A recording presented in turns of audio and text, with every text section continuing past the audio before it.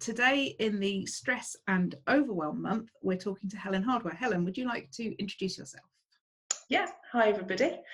So I'm a rapid transformational therapist and I help clients overcome barriers to their mindset by helping them reprogram their mind. Awesome. So in terms of stress and overwhelm, which is really key during December when we're all sort of being bombarded with Christmas messages everywhere, today we're going to look at dealing with triggers and managing perfectionism. Yeah? So let's start with triggers. I guess this is family, really, isn't it? Oh, isn't it just? Especially in-laws. So what would you advise to somebody who knows that they're going to be seeing somebody who stresses them out when they turn up? I think it's about being prepared, have a mental plan of action.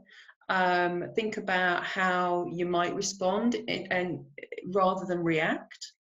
And the best way to sort of do that is self-reflection. And it's quite key if you are being triggered by somebody else. There's usually it's called the mirror principle in sort of from a spiritual perspective, where we get triggered by a reflection of something within ourselves that perhaps we don't like or we want to change, even if we're not aware of it. So it's really key if we are being triggered that way to understand why. So, you know, it might be that the mother-in-law is constantly criticizing you or your own mother or another family member, but by reflecting inwards and saying, well, what is it about their criticism that's bothering me? And questioning your own underlying beliefs. So if they're making you feel like, I don't know, you're a bad mother or you're a bad wife or whatever else, you wouldn't be reacting and being triggered if there wasn't a part of you that actually feared that that might be the case.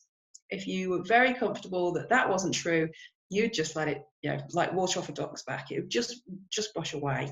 So really question why it's triggering you, and connect in with yourself. So in the moment, try and be aware of anything that trips your amygdala. And if you've not experienced that, well, we all have, but maybe not by those words. When somebody really pushes you over to the edge and you kind of bang, you see red or you flip or and you're in an anger response, that's when your amygdala has been tripped. And that actually goes back to our caveman ancestors when we were threatened. So it's putting us into fight or flight. So that instantly changes the biochemistry in the body into the natural stress response. Now, that chemical stress response were designed historically to run away from a saber-toothed tiger or whatever else. But the world that we live in tends to make us feel like that a lot of the time. So it's important that you try not to live in that state for too long. Now, at December, there's lots of things that come at you. So the more you're there, the more you're doing it. But anyway, I digress. But it's important to think about our stress response. So when you're in the moment and you're being triggered, try and be aware of your response. Take a deep breath before you reply and respond rather than react. Absolutely.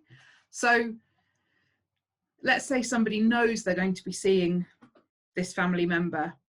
Would you have any advice on how to sort of prepare yourself, like almost how to put a shield around yourself so that you can be safe in the moment? Yeah, absolutely. I mean, that as a visualization, what you just described there actually really does work. So imagine a bubble of white light coming around you and projecting off of you, and just protecting your energy can actually just help you stay a little bit calmer. So that's a really great trick. I'd also say plan for it. Think about who it is, what they're likely to say, and how that's likely to make you feel, so that you can then either say, okay, I've mentally prepared for this and I'm not going to let that rile me, or have something ready to say back in defense. I think that's probably, you've got to make sure that you're not reacting there. You know, have a grounded response, but also set some boundaries. So I'll give you a prime example. I love my 87-year-old grandmother dearly. However, we argue like crazy. And there are times when I just have to take a deep breath and say, I'm not going to discuss that topic with you. That's something that we don't share an opinion on. I respect your right to have an opinion, and I hope you respect my right, but we don't have to agree on it. That's your opinion, and mine differs. So let's not go there, because it's dangerous ground. That one, particularly around the B word, seems to crop up quite a lot. Anything political at the moment, bad. Yeah. And I've used that one in a number of family situations at the moment, because everyone gets very emotive about it, and sometimes it's just safer for the dynamic. A lot of us don't want to sit there and just kind of go, yeah, it's not in our nature, it's definitely not in mine. I can't agree with something that I don't agree with at all. It's not in my values. But by just setting those boundaries in advance, I think that's a really good tool. Yeah, absolutely. So I think that gives people quite a lot to sort of mull over for identifying who's going to trigger them and where they're going to get reactive over and couple into it some perimenopause rage and a bit of a psycho bitch thing. And yeah, it's not a great recipe, is it? It's not, no. Yes, I think there's a lot to be said for anticipating where it's going to come from and having setting boundaries in advance, even if that means the whole family's coming to you, whatever. Email them and say, there is a no politics rule this Christmas, or whatever the thing is. I think that's a great idea. Moving on to perfectionism. I know that can be a biggie at this time of year. Yeah, and that's something that I've been guilty of for a lot of my life, just around many issues. But in December, I think a lot of people feel it around the perfect Christmas. You know, we're meant to have this Dickensian, beautiful Christmas. You know, it's all going to be snow outside and beautiful Christmas trees, which are going to be permanently ornamented. You know, we're going to produce these fantastic feasts, and, you know, we'll bring out this wonderful turkey from the oven onto the table, and everything's going to be peachy. Well, let's face it, life doesn't work that way. So the sooner we accept that we're not going to have that perfect moment, the sooner we're going to feel less stress. So there's pressures around gift buying, to buy the perfect gift, you know, seeing the person respond in the way that you want them to. And that's also something about you and your own sort of ego as well sometimes, which is, you know, you want to get that response to make you feel good. So thinking about that person and how they're going to receive that gift and what it's going to mean for them is a really good way to take the pressure off, rather than thinking about how that's going to make you feel in return. Pre-approved lists are a brilliant one, which, let's face it, they're the adults version of Santa's lists. Your letters to Santa, because people can choose a gift from a pre-approved list. Whereas, you know, if you've got a husband like mine, you know, one year I ended up with knee warmers. Bless him, his heart was in the right place. I understood why, but it was a bit disappointing. And then he felt really bad because he let me down because I hadn't had that perfect response that he was looking for. So don't be afraid to accept that perfectionism isn't like we see in the films. You know, it isn't like the glossy magazines of a perfect Christmas dinner. And yeah, you know, Grandma and Auntie Flo are probably going to have an argument over Christmas dinner or whatever else. And you know what? That's part of being a family, and that's what Christmas is about. Certainly, you know, in the run up to December, there's all this pressure of all the things we've got to do. So maybe look at which ones are essential and which ones are the ones that you feel obligated to do. And look at what unnecessary stress you can actually cut out. Absolutely. And actually, interestingly, I was just having this conversation with somebody earlier saying, why do we have to have turkey at Christmas? Why do we have to have this big roast? Actually, if you're all happy to, just have cheese and biscuits. Yeah. Doesn't matter. And I think there's a lot to be said for just making it the day that you want it to be. It doesn't have to be the day that Disney says it's got to be. Absolutely. You know. Yeah, I mean, I was reading an article the other day about Dickens' Christmas Carol, and how actually that changed the whole perception of what Christmas should be in the UK. You know, until that point, you know, bringing Christmas trees in, I appreciate that there's Victorian associations with Prince Albert and things, but apparently it wasn't a big deal until that book. And, you know, it was the Victorians that created Christmas cards. to hell with Christmas cards. I stopped sending them. If it's people that I actually want to stay in touch with, I'll send them a letter throughout the year, but just an email is fine to say you're being thought of, or better still, just a little tiny gift. It doesn't have to be, anything other than bar of chocolate, their favourite chocolate, and just say, I'm thinking about you. But it means more actually getting it at random times of the year, rather than feeling that pressure to do it at Christmas, to spend a huge amount of money, let's face it. So my family's just completely changed the boundaries with that one. Now we only buy for the kids, and partners buy for each other, and we just do whatever. The best Christmas meal I've had in the last couple of years was the year that the turkey was off on Christmas Day.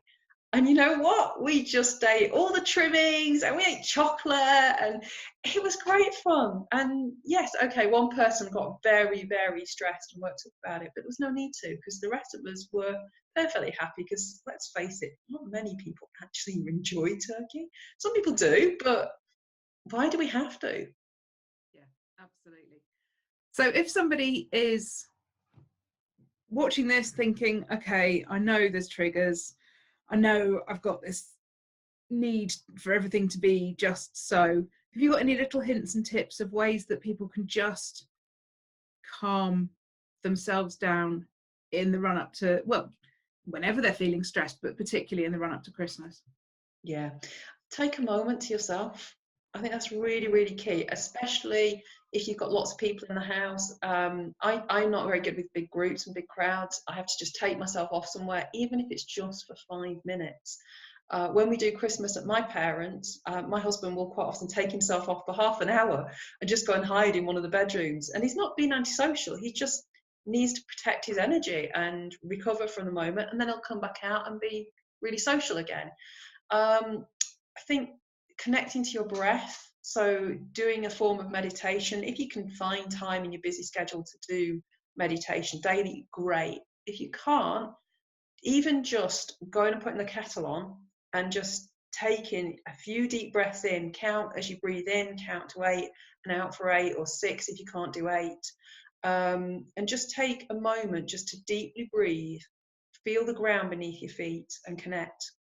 If you can bear to go outside in this horrible weather, one of my absolute favourites is properly grounding yourself. Outside, shoes and socks off, stand preferably on grass, bare earth. You don't have to stay there for long, but just connect to the earth. And there's actually, because of the magnetic field from the earth, it does actually ground you again. It's a way that you can feel calmer. And another great one is journaling. So if somebody's triggering you particularly, that's a really great way to just explore why. So just allow your mind just to go, keep it as a private document for you. You don't need to share it, or even write a letter to them. You don't need to send that one, and I probably wouldn't recommend sending it. Just telling them, how they've made you feel, and then just tear it up, stick it on the fire or whatever. But sometimes being able to say the things that you want to say to them and you can't, by writing it down in a letter, even if you never send it, it gives you that release, and that can then help reduce the stress.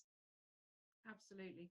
And just briefly before we finish, if somebody is very aware that there are certain things that will always tip them into sort of stress and overwhelm, in your role as a rapid transformation therapist, you can presumably help them get to the root of that and help them to actually be rid of it forever.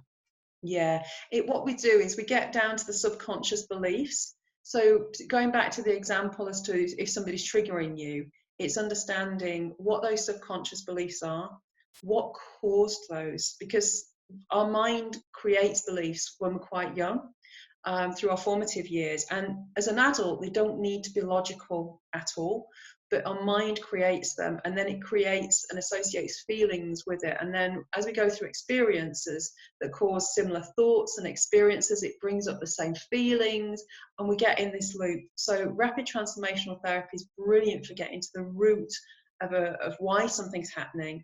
And then when we understand why, there's a whole load of tools and techniques that we can apply that then break up the thought process and then put in a fresh new set of beliefs. So think of it as upgrading your phone. We all upgrade our phone every few years, but it's upgrading your mindset, your beliefs, and your mind, basically.